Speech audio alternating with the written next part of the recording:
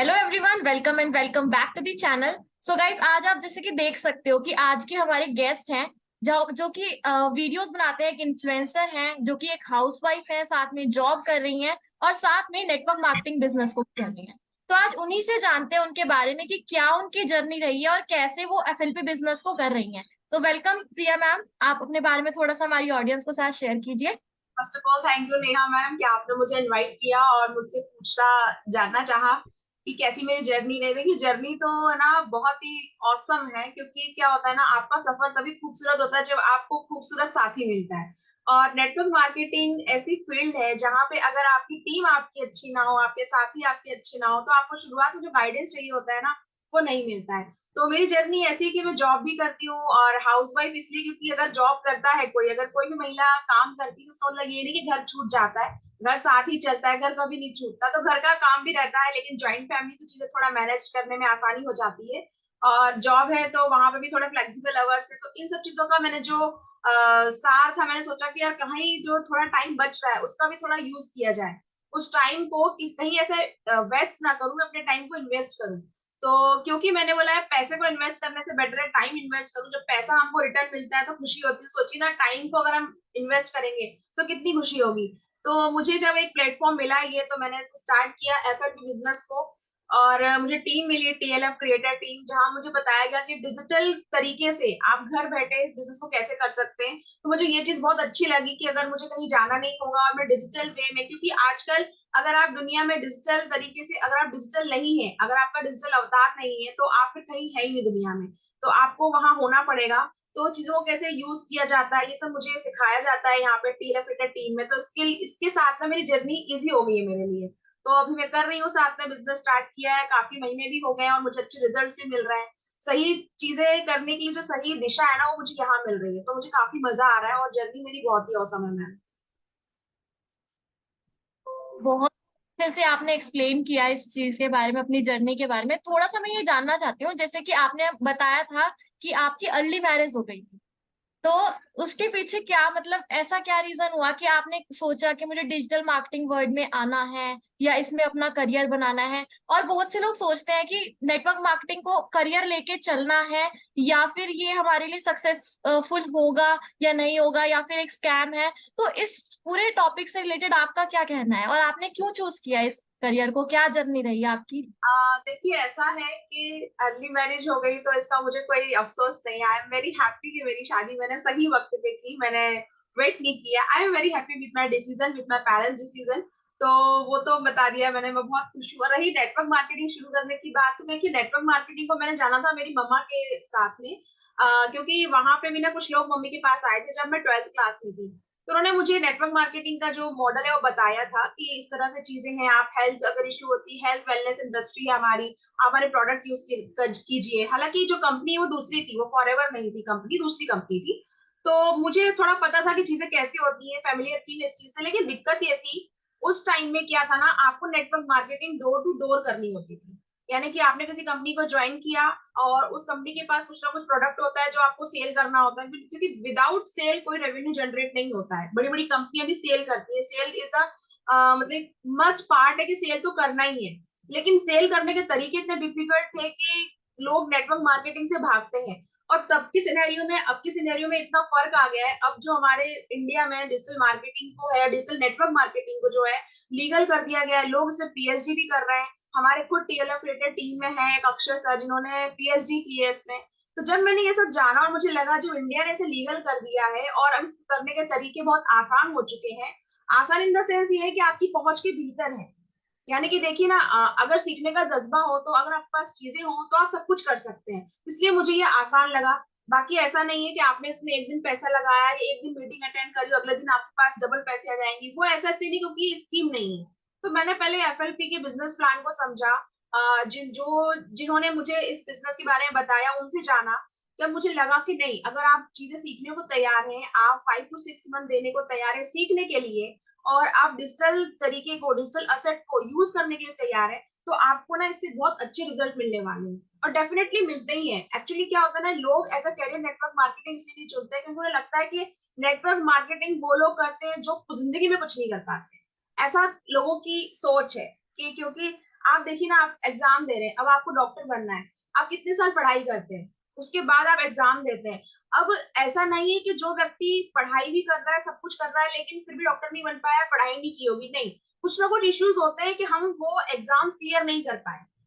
ऐसे कई लोग हैं हमारे आसपास जो कैपेबल है, जो स्मार्ट है, जो इंटेलिजेंट है, उन्होंने एग्जाम्स दी है, लेकिन कुछ ना कुछ इश्यूज रहे हैं। कुछ लड़कियों की शादी पहले हो गई तो शादी के बाद फिर वो अपनी पढ़ाई कंटिन्यू नहीं कर पाई, या कुछ लड़के ऐसे हैं जिनकी फैमिली में कुछ इश्यू हो गए हैं, उनको पढ़ाई छोड़नी पड़ी क्योंकि फैमिली की रिस्पॉन्सिबिलिटी उन्हें लेनी पड़ी।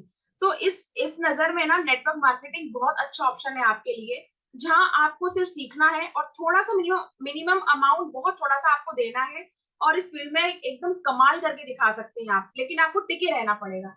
तो ये चीज मुझे समझ में आ गई थी कि नहीं, अगर टिके रहने को तैयार है और डिजिटल चीजें हैं मेरे पास अवेलेबल।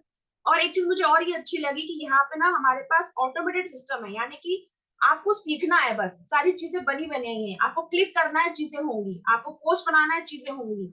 तो इससे ज्यादा इजी तो कुछ नहीं हो सकता नेटवर्क मार्केटिंग में। तो टीम भी अच्छी लगी और बिजनेस प्लान भी अच्छा लगा। तो मुझे लगा अगर मैं यहाँ पे 1 साल 2 साल भी सीख जाती हूँ और करने को तैयार हूँ, मुझमें इतना पेशेंस लेवल है, तो मैं इसमें कमाल कर सकती हूँ। तो इसलिए मैं इस फील्ड में आई हूँ।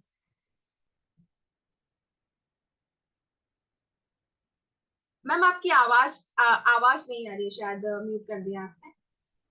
तो मैं यही कह रही थी कि मुझे तो आपकी बातें बहुत ज्यादा मोटिवेट करती है, क्योंकि जिस तरीके से आप बोलते हो, जिस तरीके से आप बताते हो, तो मेरे को ये जानने की बहुत ज्यादा क्यूरियोसिटी है कि आप किस तरीके से आपने स्टार्ट किया था। मतलब क्या स्टार्टिंग से ही आप पहले से ही ज्यादा बोलते थे, या मतलब किस तरीके से आपने बोलना स्टार्ट किया जो इतना अच्छे से मोटिवेट भी कर पाते हो लोगों को, और जब आप बोलते हो ना लोग सब चुप हो जाते हैं। तो मैं जानना चाहती हूँ कि कैसे ऐसा हुआ। थैंक्स टू यू, आपने मुझे इतनी इज्जत दी और आप इतनी रिस्पेक्ट दे रहे हैं कि अगर मैं बोल रही हूँ और आप चुप होकर सुन रहे हैं, आपको सुनना अच्छा लग रहा है, तो थैंक्स टू यू। नहीं, ऐसा नहीं है कि मैं शुरुआत से ऐसी थी, लेकिन हाँ, फैमिली में कभी मुझे दबाया नहीं गया। मेरे फादर, मेरी मम्मा, मैं बहुत बोलती हूँ, घर में ही बहुत बोलती थी, तो सुनते थे वो लोग और हंसते थे, सुनते थे और हंसते थे। मेरे दादाजी अब नहीं है इस दुनिया में, उन्होंने मुझे 12th में एक बात बोली थी। कुछ हम लोग बात कर रहे थे, उन्होंने कुछ कुछ सुना रही थी, कुछ कहानियां। मैं ऊपर सोफे में बैठी हुई थी, वो नीचे बैठे हुए थे। तो वो मेरी कहानी सुन रहे, और मैंने बोला अब बोलो, तो बोलते एक और सुना कहानी। When I was in 12th class, मैंने फिर एक और सुनाई, बोलते एक और सुना कहानी। मैंने फिर उनको और कहानी सुनाई। तब मैंने बोला सुनते ही जा रहे हो, बोल ही नहीं रहे हो। बोलते नहीं, तू इतना अच्छा बोलती ना, तू बोला कर, अच्छा लगता है हमें सुनना। तब मुझे लगता था कि शायद वो मेरे दादाजी है तो उनका प्यार है, तो हम उन्हें बाबूजी कहते थे। तो बाबूजी ने प्यार में कह दिया कि प्रिया तू बोलती ना तो बहुत अच्छा लगता है, तू बोला कर।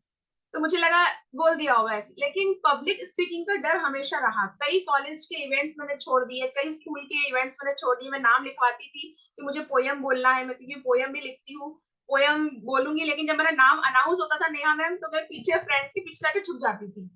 मैं स्टेज पे नहीं जाती थी, या कभी स्टेज पे जाने को मिला तो मेरे ऐसे ऐसे ऐसे, ऐसे हाथ शिवरिंग, मतलब कांपने लगते थे, आवाज में कंपन। और आज भी कभी बहुत ज्यादा बड़ी जगह जब होती है, ओपन में भी बोलना पड़ता है, तो थोड़ा 2 मिनट की शिवरिंग तो रहती है। उसके बाद मैं काम होके बोल पाती हूँ। पर मैंने इस फियर को ओवरकम ऐसे किया कि अगर अभी नहीं किया तो फिर कभी नहीं कर पाएंगे। क्यों, मेरी फैमिली ने बहुत इंकरेज किया मुझे, मेरे हस्बैंड ने बहुत इंकरेज किया है मुझे, और टच वुड जो मेरे फ्रेंड्स हैं, जो मुझे आसपास जो भी लोग मिले, उन्होंने कभी ये नहीं बोला कि तू चुप हो जा यार, तू बस कर। इस तरह की लाइन मैंने नहीं सुनी। उन्होंने बोला अच्छा ऐसा भी होता है क्या। और एक कारण ये भी रहा है नेहा मैम कि मैंने बहुत सारी फिर जब देखा लोगों को, जो लोग मोटिवेशनल बातें करते हैं, उनमें दो चीजें कॉमन होती है। पहली चीज तो ये होती है उनके पास नॉलेज जबरदस्त होता है, नॉलेज जबरदस्त होता है। उनके पास मतलब नॉलेज कहाँ से आया, मतलब उन्होंने पढ़ा है, उस चीज के बारे में जाना है। क्योंकि अगर आप जब तक पढ़ेंगे नहीं, चीजों को जानेंगे नहीं, और आपकी खुद के एक्सपीरियंस भी अगर आपको नहीं होंगे, तो आप लोगों को क्या बताएंगे। तो आपके पास एक्सपीरियंस होना चाहिए, नॉलेज होना चाहिए, और ये तभी आता है जब आप जिंदगी को ना खुल के जीते हैं। आप ये नहीं सोचते कि नहीं यार ठीक है कल कर ले, आज दिन मिला है, आज मौका मिला है, आज खुल के जियो, आज जो करना है अपना 100% दो। तो आपको एक्सपीरियंस मिलता है, अलग अलग बुक्स पढ़ो। पर लोग क्या करते हैं ना, लोगों की ऐसी बातें, एंटरटेनमेंट में लोग ज्यादा लगे रहते हैं, तो मैंने वो पार्ट स्किप कर दिया लाइफ से। मैं एंटरटेनमेंट नहीं करती, कई साल हो गए हैं मैंने टीवी के शोज नहीं देखे हैं, कई साल। मतलब मैंने सीरियल देखना बंद कर दिए कई साल, जो कि एक हाउसवाइफ या वर्किंग वुमेन्स के साथ होता है कि अगर शाम को आते टीवी ऑन कर लिया, कुछ भी सीरीज चल रही है। कई साल हो चुकी है मैं नहीं देखती, बहुत कम देखती हूँ। जो मुझे लगता है कि ये स्टोरी में दम है तो मैं देखती हूँ, वरना मैं रीडिंग पे ज्यादा ध्यान देती हूँ। और जो मोटिवेशनल स्पीचेस होती है उनको सुनती हूँ, और सुनने के साथ साथ मैं कोशिश करती हूँ कि क्यों बोला जा रहा है, क्या मेरी लाइफ से रिलेट कर रहा है या नहीं कर रहा है, और फिर उस पर खुद ही डिस्कशन अपने अंदर करती रहती हूँ, अच्छा ये ऐसा क्यों बोला इन्होंने। तो ये रीजन है मेरे मोटिवेट होने का। और है ना, ऐसा नहीं कि लाइफ में हर्डल्स नहीं आए, बहुत सारे हर्डल्स आए, लेकिन मैंने हार इसलिए नहीं मानी नेहा मैम, क्योंकि सच्चाई तो ये है कि जब आपके पास कोई हर्डल्स आता है, मुसीबत आती है ना, आप रो सकते हैं, आप लोगों को कोस सकते हैं, लेकिन उससे आपको सोल्यूशन नहीं मिलते। जैसे मान लीजिए कि आज मुझे कोई दिक्कत है, आज मुझे कुछ दिक्कत है, या फाइनेंशियल दिक्कत है मुझे, या आपको मान लीजिए कि वीडियो बनाने में दिक्कत आ रही है, तो आप सिर्फ ये बोल सकते हैं नेहा मैम बहुत दिक्कत है यार, पैसा नहीं है, नेहा मैम बहुत दिक्कत है यार, वीडियो नहीं बन रहे। आप सिर्फ इतना बोल सकते हैं, लेकिन सोल्यूशन आपको ही ढूंढना होगा। पैसे नहीं है तो किसी से आप कितना उधार मांगेंगे, आपको खुद अर्निंग सोर्स बनाने पड़ेंगे। वीडियो नहीं बन रहा है तो खुद ही कैमरे की सेटिंग करनी पड़ेगी, खुद ही देखना पड़ेगा कि कौन सा प्लग है जो सही नहीं लगा है। तो आप जब समझ जाते हैं ना कि रिस्पॉन्सिबिलिटी आपकी है, आपकी लाइफ की, आपको ही सब कुछ करना है, कोई और जिम्मेदार नहीं है उस चीज के लिए, तो आपके अंदर मोटिवेशन आ जाता है और आप बोलना शुरू कर देते हैं, क्योंकि फिर लगता है अब नहीं, अब बोलना पड़ेगा, हमारे विचार हमें सामने रखने पड़ेंगे, क्योंकि अगर आप नहीं बोलेंगे ना, अपने विचार आप सामने नहीं रखेंगे, तो आप क्या करेंगे, दूसरों के विचारों को अपनी जिंदगी बना लेंगे, और फिर आपकी अपनी खुद की कोई आइडेंटिटी होगी नहीं, आपकी खुद की अपनी लाइफ नहीं होगी। तो ये लाइफ आपकी है, आपको जीना है, आपको खुश रहना है, तो इसलिए आपको बोलना होगा, समझना होगा, सीखना होगा। तो बस यही चीज है कि मैं इतना बोल लेती हूँ, लोगों का प्यार है कि लोग सुन लेते हैं। पर पहले मैं ऐसी नहीं थी। हाँ, धीरे धीरे मुझे भी, मैं भी इस फेज से गुजरी हूँ, स्टेज पे जाने से, लोगों के सामने बात करने में, कैमरे को सेट करने में, कैमरे से one two one face meeting करने में, आवाज कब कब आती थी। पर धीरे धीरे मैंने हार नहीं मानी। जैसे मैंने ये नहीं सोचा कि नहीं, मैंने अपना पहला वीडियो जब शूट करके यूट्यूब पे डाला था, उस यूट्यूब पे डालने से पहले मैंने उस वीडियो को 25 टाइम्स शूट किया था। हालांकि मुझे कहा गया था कि आप शूट कर लो और डाल दो, मैंने कहा नहीं, जब तक मुझे नहीं लगेगा कि मैंने परफेक्ट कर लिया है, मैं नहीं डालूंगी। मैंने 25 टाइम्स शूट किया, कभी आवाज कब आई, कभी डर लगा, कभी बीच में शब्द भूल गई, फिर लगा कि अब समझ में आ गया कैसे बोला जाता है, फिर धीरे धीरे इम्प्रूवमेंट होता गया। और फिर क्या होता है ना, आपकी जर्नी में ना ऐसे लोग कई जुड़ जाते हैं आपके साथ में, जो आपका साथ देते हैं, आपको गाइड भी करते हैं। टच वुड, मुझे ऐसे डिजिटल एंजल्स मिले अपनी लाइफ में, जिन्होंने मुझे गाइड किया है, प्रिया तुम ऐसा बोलो, प्रिया तुम इस तरह बैठो, प्रिया तुमको ये ट्राई करना चाहिए, प्रिया तुमको ये बुक पढ़नी चाहिए। तो मुझे उससे काफी हेल्प मिली है, और यही की है कि मैं बोल पाती हूँ लोगों के सामने, और अपने विचार, अपने जो थॉट्स है वो रख पाती हूँ। तो जो लोगों का डर होता है ना कि हाँ हमें, जो फर्स्ट टाइम करने तक का ही डर रहता है कि हमने जो काम पहले से किया नहीं, जब हमने एक बार कर दिया तो वो डर खत्म। तो यही चीज है, यही सक्सेस का की है आपका। हेलो फ्रेंड्स, देखा आपने, network marketing is not only about the sell the product, it's ये बियॉन्ड द प्रोडक्ट और बियॉन्ड द सेलिंग भी बहुत कुछ है। नेटवर्क मार्केटिंग में आप पब्लिक स्पीकिंग सीख जाते हैं, नेटवर्क मार्केटिंग में आप टाइम का इन्वेस्टमेंट करना सीख जाते हैं, और नेटवर्क मार्केटिंग में आप लोगों से बात करना सीखते हैं, अपने ओपिनियन, अपने व्यूज, अपने थॉट्स, अपने एक्सपीरियंस शेयर करना सीखते हैं। तो वो ही जर्नी में आजकल शेयर कर रही हूँ आप सभी के साथ। जुड़े रहिए शाइन विद प्रिया पे, ऐसे ही नए वीडियोस, नए मजेदार टॉपिक्स के साथ में, और ऐसे ही लोगों से मिलने के लिए, और हम आगे जानेंगे किस तरह के प्रोडक्ट हमको मिलते हैं इस बिजनेस में, किस तरह के लोग हमें मिलते हैं इस बिजनेस में। जुड़े रहिए शाइन विद प्रिया के साथ और भी जानकारी जानने के लिए।